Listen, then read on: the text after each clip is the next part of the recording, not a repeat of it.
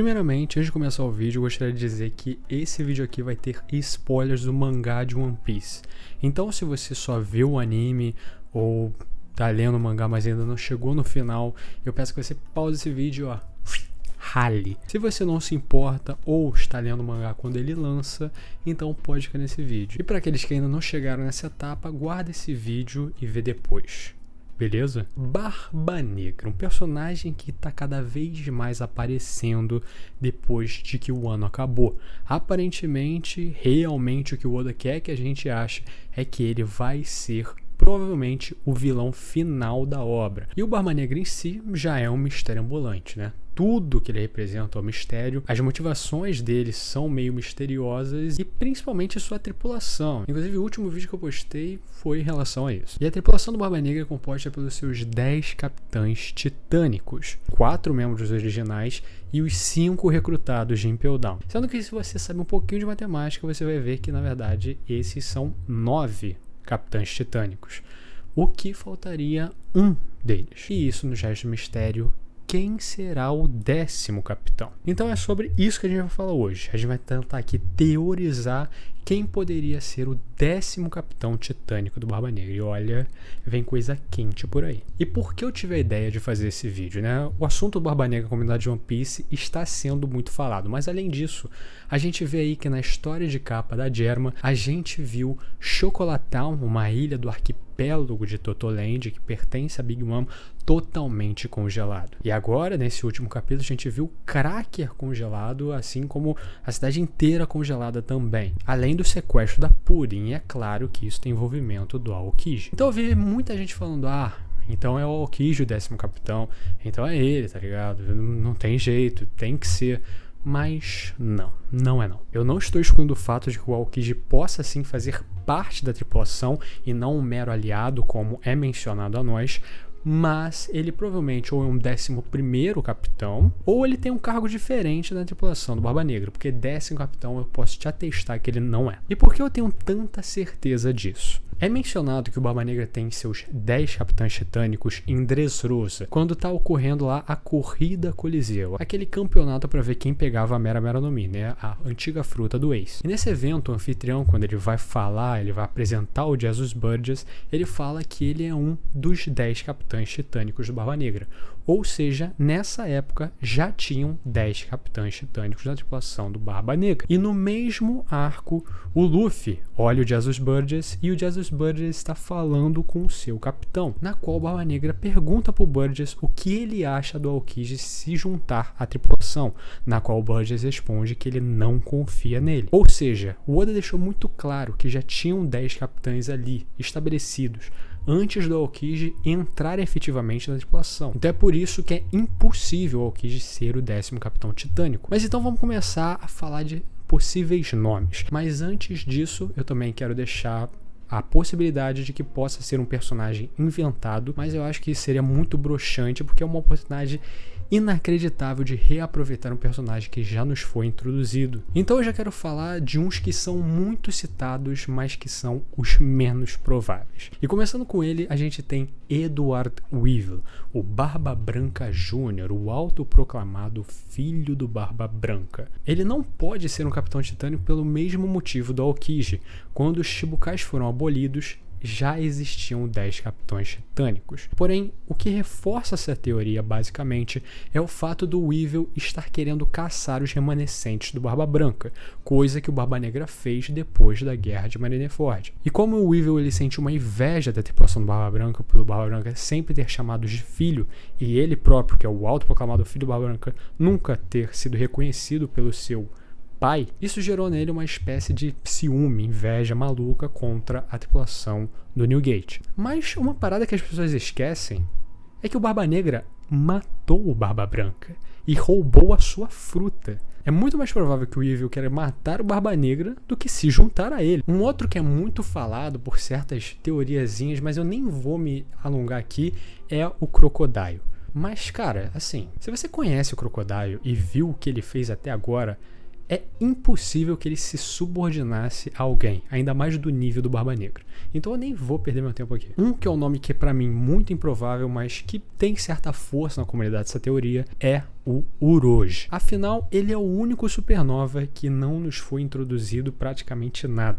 Enquanto todos os outros já foram trabalhados em alguma instância, ele é o cara que não participou de nenhum arco com o Luffy. Além disso, depois que a guerra acabou, o Orochi tem a célebre frase dele falando que o Barba Negra seria a chave. Depois dele ter visto o poder do Barba Negra e o que ele conseguiu fazer, de ter a posse de 2 Akuma no Mi. Mas se você perceber, o personagem do Orochi é um cara meio imprudente, agressivo, e além disso, durante o time skip, ele atacou o arquipélago da Big Mom, Totoland, e foi responsável pela derrota de um comandante doce, comandante esse que a gente nem vê no arco de Holy Cake. Então, isso não parece aquelas missões totalmente calculadas e estratégicas que o Barba Negra costuma fazer, algo que é feito para dar certo.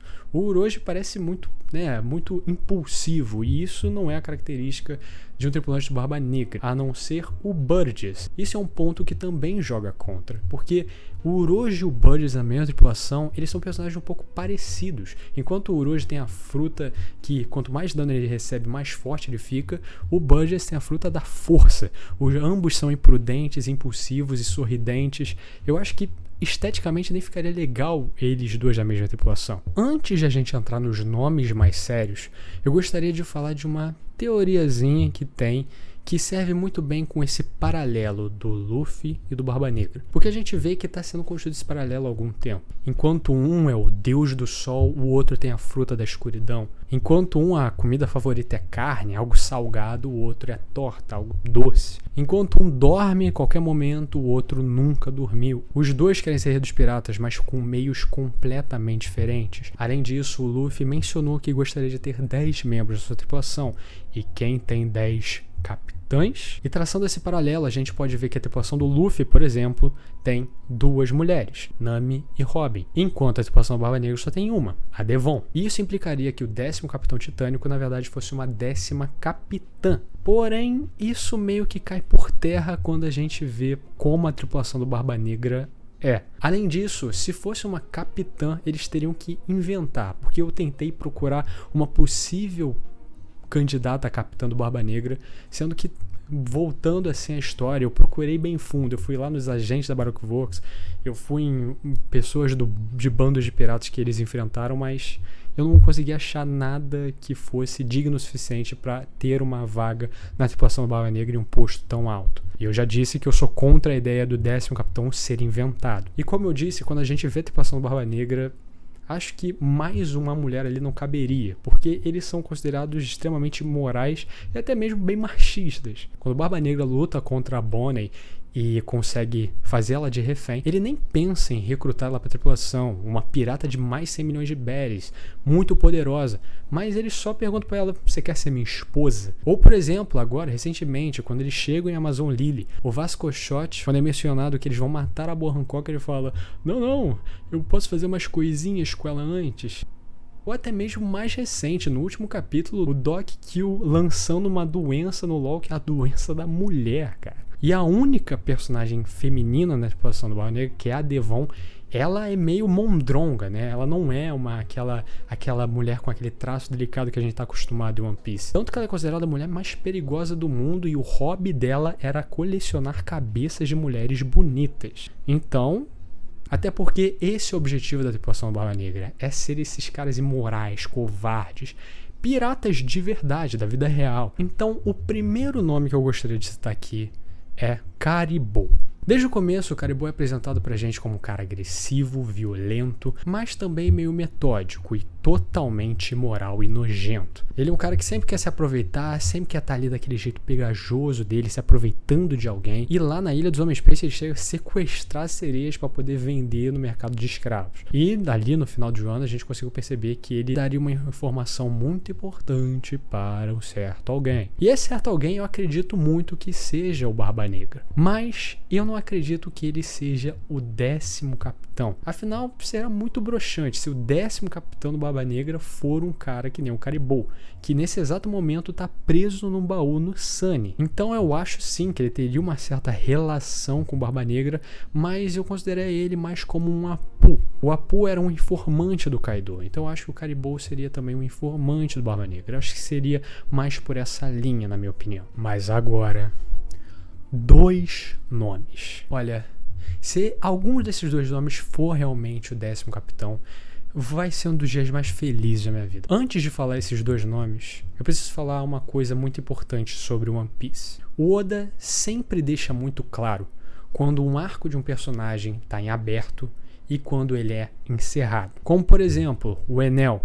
Quando ele foi lá derrotado pelo Luffy Skypiea, todo mundo achou que ele tinha acabado. Mas aí, nas histórias de capa dele, a gente vê que ele conseguiu ir para a Lua e tem o desejo de voltar para a Terra. O arco desse personagem não está fechado. A gente sabe que ele vai reaparecer na série. Ou, por exemplo, Bellamy, que era um antagonista de Jaya, levou as suas porradas, voltou em Dressrosa para sua redenção e numa história de capa, ele agora está trabalhando com um emprego normal e abandonou a pirataria de vez. O arco desse personagem está encerrado.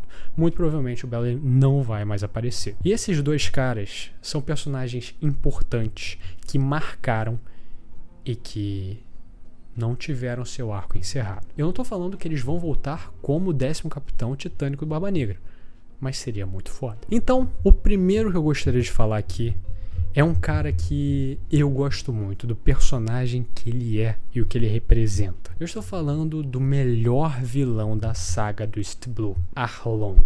O Arlong foi o primeiro vilão que a gente leva a sério em One Piece. Ele é um cara com objetivo, com motivação. Ele introduz os Homens-Peixe e o seu preconceito contra os humanos e o preconceito que os humanos têm contra os Homens-Peixe. Além dele ser de longe o mais forte inimigo que a gente tinha visto até então. E ele é um nível diferente de vilão. Ele usufrui dos marinheiros corruptos para eles fazerem vista grossa para ele. Ele explora a população, ele constrói um verdadeiro castelo para ele. Mas depois a gente sabe o que acontece, né? O Luffy chega lá, sapeca ele e ele é preso pelos marinheiros no final do arco Arlong Park. Porém, a gente sabe que nessa época o Bug, que era um pirata de 15 milhões de berries, foi preso e parou em Impel Down. Um pirata do quilate do Arlong, forte como ele era, e representativo, né, que usufruiu da corrupção da marinha, muito provavelmente também iria para Impel Down. Mas por que ele não estava no arco de Impel Down? E ninguém sabe o paradeiro dele, só disse que ele foi preso. Mas, sinceramente, um personagem tão grandioso quanto o Arlong, tão representativo, o arco dele acabaria com ele sendo mencionado que ele foi preso, sem aparecer em Impel Down em nenhum momento. Além disso, na Ilha dos Homens-Peixe, o flashback do Fisher Tiger, fazendo questão de relembrar o Arlong e o porquê dele ter esse ódio maior dos humanos, ele lá sendo pego pelo Kizaru, sendo interrogado, sendo preso. Seria muito bom se o Arlong voltasse dessa forma.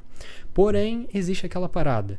O Arlong, do jeito que a gente conhece, nunca se subordinaria a um humano, que nem o Barba Negra. Porém, a gente sabe que o Barba Negra é um mistério, e que principalmente o corpo dele é um mistério. Em Jaya, a gente vê ali que o Zoro cita que ele não é ele, e sim eles. E já tem uma teoria meio que formada que o Barba Negra não seria só uma pessoa, mas teriam seres dentro dele. 1, 2, aí a gente não sabe. E considerando o perfil estratégico, oportunista, sempre muito preparado do Barba Negra, em Zou foi apresentado que homens-peixe com poder de Akuma no Mi, mesmo se caírem na água, conseguem respirar. Isso é visto lá com o Jack. Mas essa informação foi jogada só pra gastar nesse personagem que ninguém se importa, que é o Jack? Será que foi só uma curiosidade? Como que o Homem-Peixe com Akuma no Mi, será que ele morreria debaixo d'água? Ou você acha que ser dentro do Barba Negra seria um Homem-Peixe, por exemplo? Afinal, a gente sabe o quão precavido o Barba Negra é. Então, caso ele caísse no mar, ou caso ele fosse atingido por Kairosek, ele não teria o mesmo efeito do que um humano normal, se ele conseguisse trocar com esse Homem-Peixe. E talvez esse Homem-Peixe dentro dele que fosse o cara que comeu a Gura Gura no Mi. E esse cara que se apresentou para o Arlong. Afinal, não tem problema o Arlong seguir um Homem-Peixe. E agora, o cara que eu mais quero que seja verdade essa teoria. Olha, se tem uma teoria que eu quero que seja verdade, é essa. O 10º capitão titânico do Barba Negra, que eu quero muito que seja, é Gin, o Homem-Demônio. Aí você pode me falar, caralho mesmo, tava esperando um puta nomezão, tu me vem com esse cara, quem é esse cara, bro? Bom, pra quem não tá lembrado, o Gin é o imediato do Don Krieg, o maior pirata do East Blue, que é um bananão, né? Porém, diferente do seu capitão, o Gin, ele é importantíssimo no arco do Baratie? Primeiramente que ele é a primeira pessoa que a gente vê da tripulação do Don Krieg, né? Ele chegou antes ali, meio naufragado, ele sobe no Baratie e aí o Sanji oferece pra ele um prato de comida, vendo que ele tava bem mal. O Gin não entende muito bem aquilo, e o Sanji fala que é de graça. Vai, come, tu tá com fome, tá com sede, come aí, cara. E o Gin fala que nunca trataram ele com bondade, então ele não estava acostumado com isso. E ele tem um breve momento ali de certa amizade com o Sanji. A gente vê que o Gin é um cara legal, é só um cara que foi fudido pela vida. Então o Don Krieg chega, o Mihawk chega, dá aquela merda toda, blá blá blá. E aí o Don Krieg, quando ele tá lutando contra o Luffy, o Sanji obviamente ajuda. E nisso o Gin, pra proteger a sua tripulação ali, afinal ele é um imediato do Don Krieg, ele luta contra o Sanji, com aquelas armas dele. E ele dá uma canseira fodida no Sanji, que tudo bem, naquela época ele não era tão forte, mas para aqueles padrões da época o Gin era um personagem fortíssimo. Ele naquele estado, todo fudido, naufragado, conseguiu lutar pra caralho e rendeu o Sanji. E quando ele rende o Sanji, o Don Krieg fala: mata ele, meu irmão, o que tu tá esperando? E o Gin se recusa, falando que o Sanji foi a única pessoa que lhe promoveu um ato de bondade. Foi o único que foi bom com ele sem esperar nada em troca. E aí o Don Krieg fica puto e tal, e aí vendo que ele ia perder pro Luffy, ele estoura aquela fumaça tóxica pra matar todo mundo. E nisso, né, ele tinha as máscaras de gás, ele não é burro, né? E o Gin, como membro de sua tripulação, também tinha uma máscara de gás. Porém, como um ato ali de bondade, de sacrifício, vendo que tanto o Sanji quanto o Luffy eram pessoas boas e que mereciam viver muito mais que ele, que era um cara que foi um assassino a vida toda, é o homem demônio, caralho, ele vai lá e entrega voluntariamente a máscara, fazendo com que ele se proteja da fumaça. Em contrapartida, o Gin leva todo esse dano dessa fumaça. Depois disso, o Don Krieg fica maluco, quer bater em todo mundo e o Gin nocauteia ele, falando que em certos momentos tem que admitir que perdeu. Ele fala: ó, essa fumaça me fudeu, eu não tenho mais muito tempo de vida, mas ó, espero ver vocês na Grand Line. Se esse personagem fosse só um personagem maneiro que apareceu e já era, pra que fazer isso? Porque o Oda ainda não fechou o arco desse personagem. Porque ele não botou história de capa, Don Krieg lá, véi, o Gin cuidando dele, ou ele fudido. Qual é? Então talvez ele passou todo esse tempo treinando, tentando achar formas de conseguir se curar. Provavelmente achou o Doc Kill, que deu uma retardada no processo, e está trabalhando como 10º capitão titânico do Barba Negra. E o que fortalece mais ainda essa teoria é que a gente está vendo que o Barba Negra vai lutar contra o LOL e muito provavelmente vai sequestrá-lo, vai ganhar, né? Porque não tem jeito. E mesmo a gente sabendo que o Barba Negra está indo lutar contra o LOL por causa dos Poneglyphs, a gente sabe que o Barba Negra não é burro. Ele nunca deixaria o usuário da OP no Mi passar da frente dele. Afinal, ele tem um conhecimento maluco sobre Akuma no Mi. Ele entende de tudo de Akuma no Mi. Então ele com certeza sabe das propriedades da OP no Mi e muito possivelmente a técnica da cirurgia perene. A técnica que oferece imortalidade a uma pessoa. E há muitas teorias falando que o Barba Negra quer ressuscitar alguém. E talvez o OP no Mi também seja capaz de fazer isso. A parada é, e se o Barba Negra for lá, matar o Lau, pegar a fruta dele, enfim, e nisso ele dá a fruta pro Gin, que tá doente. E que outra pessoa aqui comeu o OP no Mi enquanto estava doente e conseguiu se curar de uma doença incurável. Pra quem não lembra, o Lau, quando era criança, tinha a doença do chumbo branco, que era uma doença incurável. E só o OP no Mi conseguiu salvá-la. Afinal, ela oferece que você possa cortar seu corpo inteiro dentro do Urum, e isso fez com que o Lau se curasse, quando ele mestrou ali a OP no Mi. E o Gin pode muito bem fazer a mesma coisa. Tentar se curar do veneno que o acomete com a OP no Mi, e depois disso, com um pagamento ali, dar cirurgia perene Barba Negra ou algo do tipo. Porém, nessa hora, quem que vai aparecer contra o Barba Negra? Luffy, Sanji.